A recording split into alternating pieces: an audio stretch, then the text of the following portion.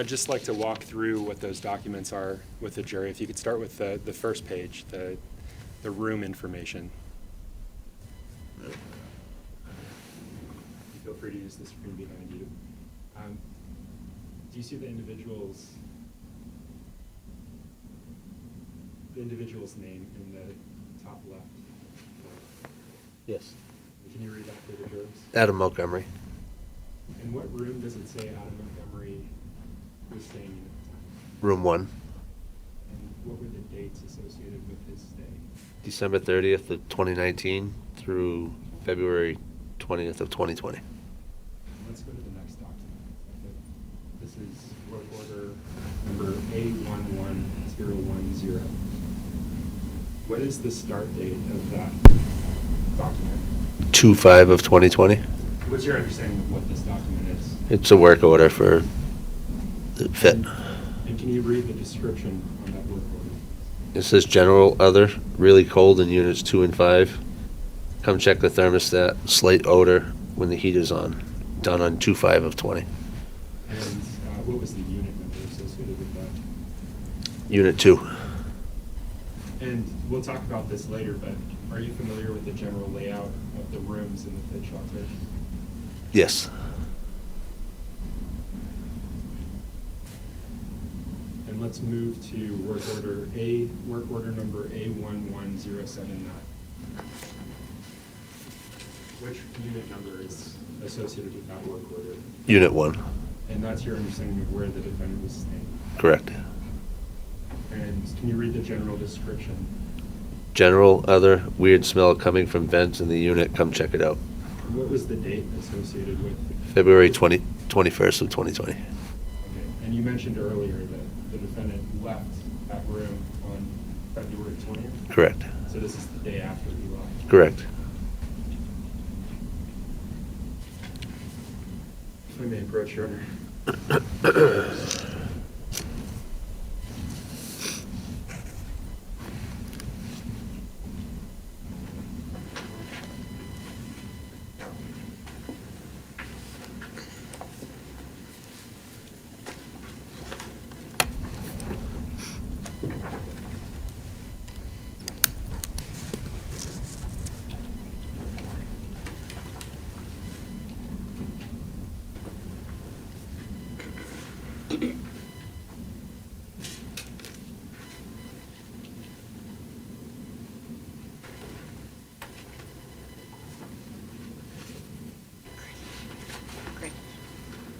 Detective Riley, I'm handing you what's been marked and previously published as State's Exhibits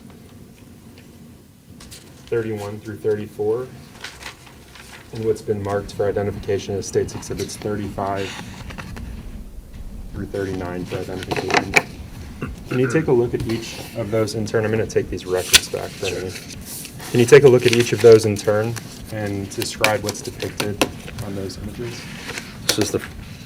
Are you going to put them on the screen too? You want me to open them I up? plan to put them on the screen. Okay. If you can just this one. talk to me about Okay. not show the judge. Okay, so the first picture is a picture of the front of the Families in Transition, which I'm going to call Fit for ease. It's the front door. It's really just the front of the building.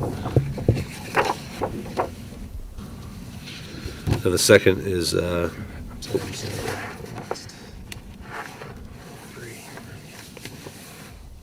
second picture is Hold on. oop. Attorney Knowles, him saying second picture, I need him to identify what he's looking at by the Just, Your exhibit Honor, number, if you could please. Just review the number that's depicted at the bottom. Is it this number right here? Yep. Okay, so number 30 is the front of the building. Number 31 is inside the building, looking at doors, apartments 1 and 2. Number 32 is looking inside Unit 1. It's a picture inside the room.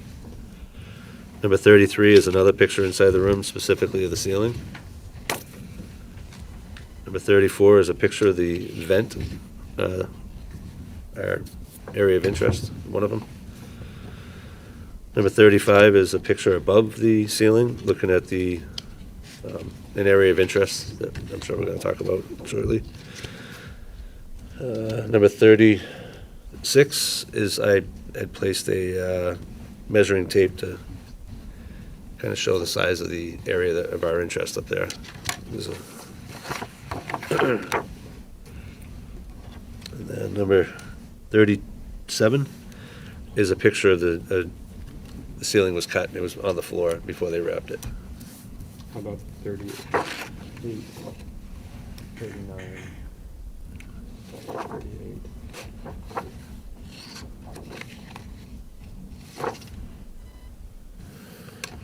A and 39. So 38 is another picture of the ceiling when it was on the floor. It was placed on butcher paper. 39A? 39A is a picture after I cut the ceiling, just the hole and picture of the room. And then 39B is another picture of the ceiling where I cut out the ceiling. And do you recognize the items? I do. Okay. Are they accurate representations of what you saw that day? They are. At this point, Your Honor, I move to strike the ID from State's exhibits 35 through 39B. Not 30 through 34, just 35 through 39B. 30 through 34 have been previously published to the jury. I see, okay. Any objection? All right, the ID is stricken, they're entered as full exhibits.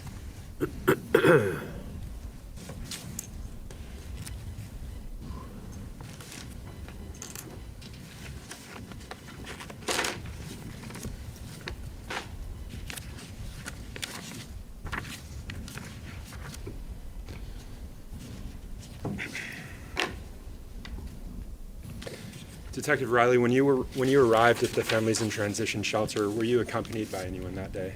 Many people, yes. And you mentioned remembering going there. The image that I've just depicted behind you, identified as State's Exhibit 30. Do you recognize that location? That's the front of the fit, yes. And the individuals that accompanied you that day, do you remember their names? Some of them. Okay. Detective Stewart Coswick, Rahill,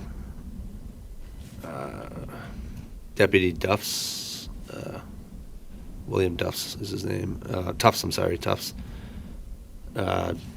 Detective Dunleavy. There was a couple supervisors there, I think. So the Captain Layton individuals was that you there. just mentioned, the majority of them work for the Manchester Police Department. Yes, all but one, yes. Are you aware of where Deputy Tufts that you mentioned? U.S. Marshals.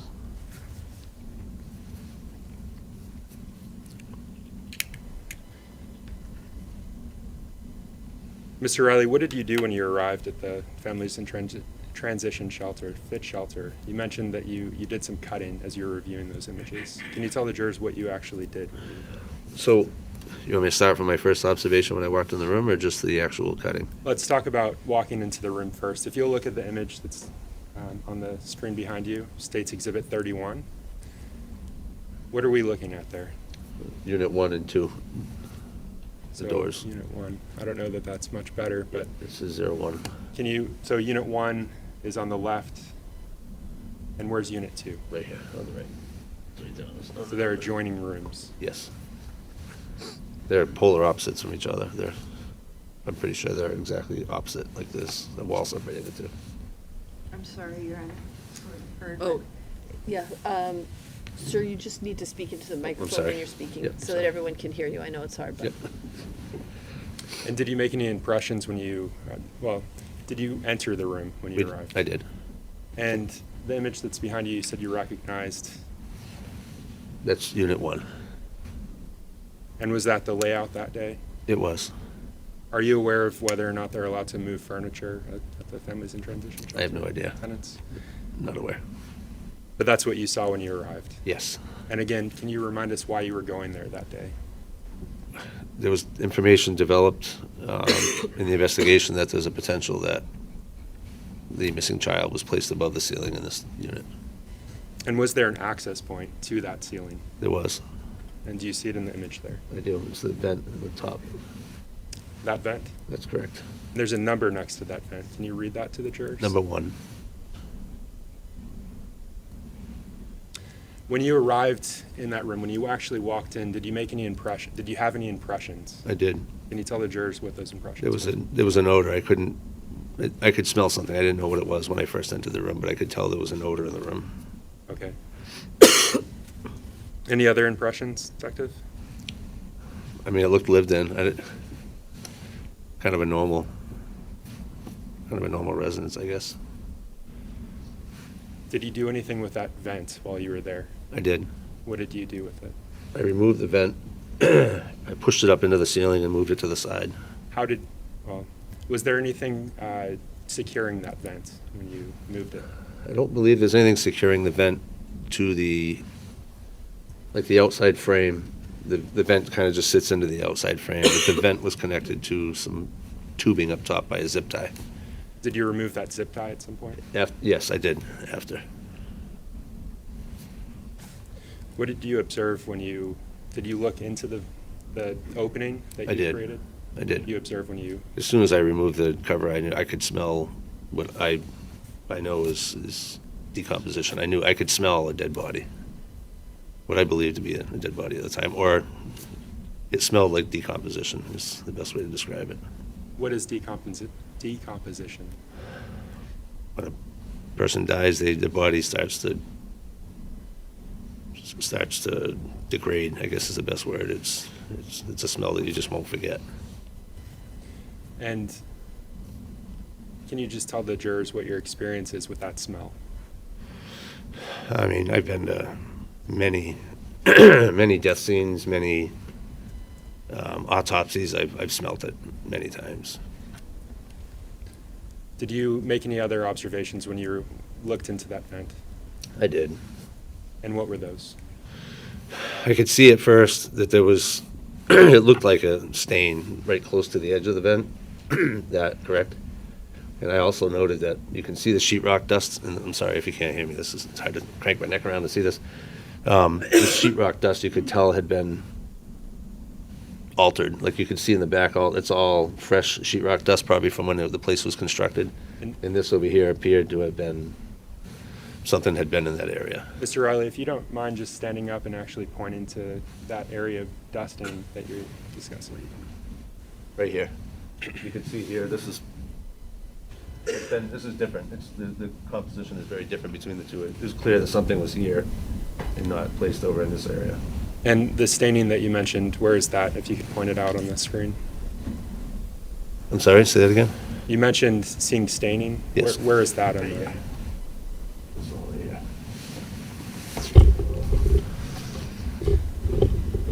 At some point, did you attempt to measure what you were observing in that picture?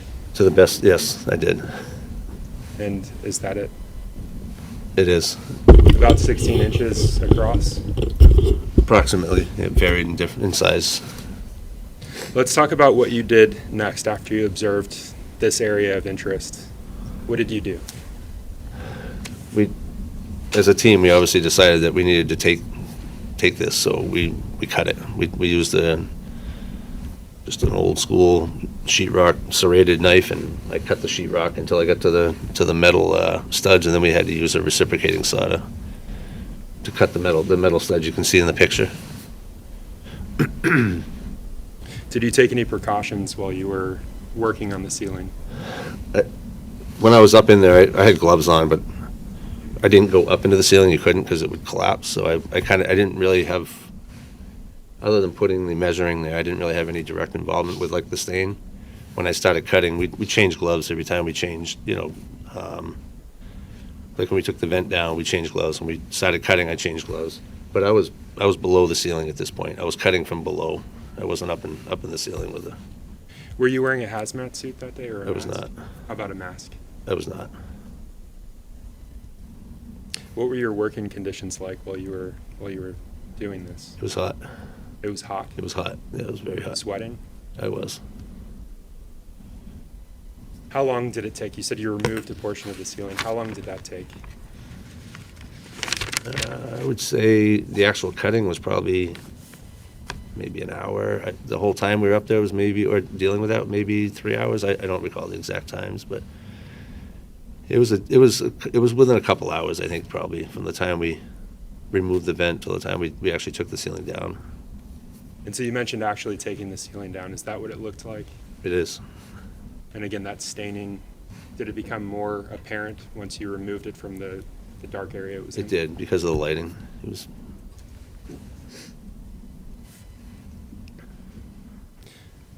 Do you recall whether that item was given an evidence number? I know it was. It wasn't tagged by me. My primary focus was just getting it down, and then it was handed off to the team that packaged it and tagged it. And I am helping assisting packaging later, but initially they put it and covered it in butcher paper. Do you recall having it labeled MER 3D? That sounds right. Yes. MER, those are initials this jury heard. Do you know whose initials those are? Yeah, Detective Rayhill. That's Max Rayhill. Correct. You mentioned butcher paper. Yes. Do you see that in this image? Yes. You can see it through the hole. It's sitting on top of butcher paper. At what point during your processing did you actually place that butcher paper down? I didn't place it down. The team that was there did. I was standing on. I had the ceiling. I'm not very tall, so I had to stand on a platform to get to cut. So once we got to the point that I could cut the last metal, we had to have other team members hold it, and then once it was detached from the ceiling, I got out of the way and it was put down on a piece of paper. Do you know what the purpose was of putting it on paper? Preserve any evidence that's on it or in it. Would that be including the items that fell during the cutting? Correct.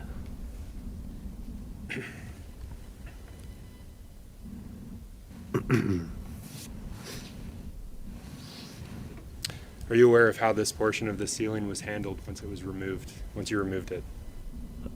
I know it was placed in the crime scene van, and then I believe I helped carry it up into the evidence room. And then I didn't have anything to do with it for a period of time after that.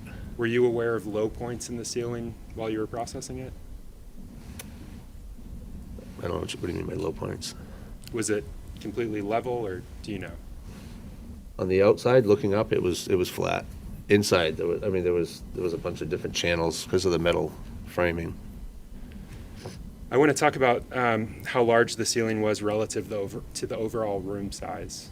You documented it, is that right? I did. And is that accurate in comparison? It is. How did you actually get up there to cut this out? We used that bed frame. No ladder? No, well, we had a ladder there as well because we had to have multiple people, but I stood on that bed frame, and if I recall, I may have stepped off to the ladder. And I know there was some talk about having other people jump in because it was hot that day and it was a lot of manual cutting, but I continued, and just because I was already covered in sheetrock dust, there was no sense getting anybody else. Mr. Riley, I want to switch gears. At some point, in your official capacity as an officer with the Manchester Police Department, did you travel to Florida? I did. Can you explain that to the jurors, why you did that? They're trying to figure out how to get this to a lab to test it for DNA or try to figure out what was on this staining. And I know that I didn't myself, but another detective had done some work on this prior to me getting it. I offered to drive it down to Florida because they had it was too big. You couldn't fit it in a plane. It turned into a mess. So I offered to drive it, and they said sure. So I went and rented a car at the airport, and I know that the size. I remember it being 44 inches wide, and we had to find a vehicle that it would fit in. So we rented a car, and it fit, and I drove straight to Deerfield Park, Florida. I think it's DNA Labs is the name of the. DNA Labs International?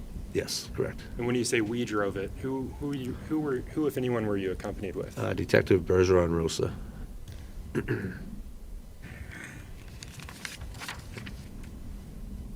And so you drove it from Manchester to Florida? We did.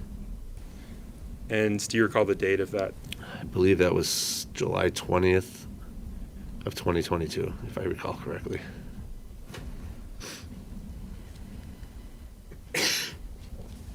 Did you stay in Florida, or did you come back to New Hampshire? We stayed overnight. We drove straight through. We didn't sleep on the way down. We drove the whole way. In your career as an officer, have you ever done something like that, such a long trip? Personally, yes. Many times as a police officer, no. Did you eventually come back with that item, that portion of the ceiling? We did. And when you say we did, was that with Adam Bergeron Rosa, or was that another officer? That was with Detective Heil. Kyle. Yes. Just a timing thing, so they assigned him to go. And how did you come back with the item? We flew down and we rented a car, or it was a Ford Expedition, if I remember correctly, and we came back with that amongst many, many other items. It wasn't just that item, but the vehicle was completely full. Between the time that you took possession of the portion of the ceiling and the time that you got to the lab in Florida, were you able to maintain and secure possession of that item at all times? At all times, yes. And once you obtained it back from the lab in Florida and drove it back to New Hampshire, were you able to contain it, to secure it at all times? We were. If I can have just a moment.